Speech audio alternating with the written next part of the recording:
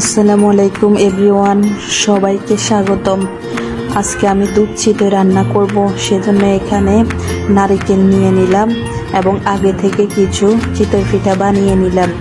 এরপর এখানে দুধের মধ্যে আমি এলাচ, দারচিনি এবং পরিমাণ মতো নারকেল দিয়ে দিব।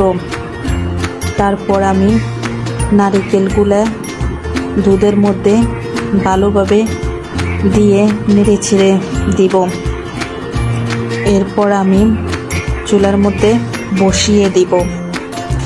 তারপর কিছুক্ষণ রাখার পর যখন দুধটা ফুটে উঠবে তখন আমি আবার চামচ দিয়ে এটা নেড়ে ছেড়ে দিব, যাতে নারকেলগুলো ভালোভাবে দুধের সাথে মিশে যেতে পারে।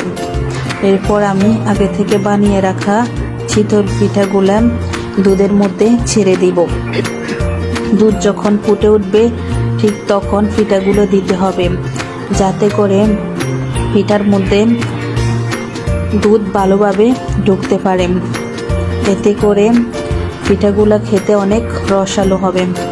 এরপর দুধ দেওয়ার পর আরও কিছুক্ষণ আমি দুধটা ফুটে নিব এবং চামচ দিয়ে পিঠাগুলো দুধের ভিতর ঢুকে দিব। এভাবে দুধ চিতই রান্না করলে খেতে অনেক মজা হয়। তারপর নামিয়ে পরিবেশন করব।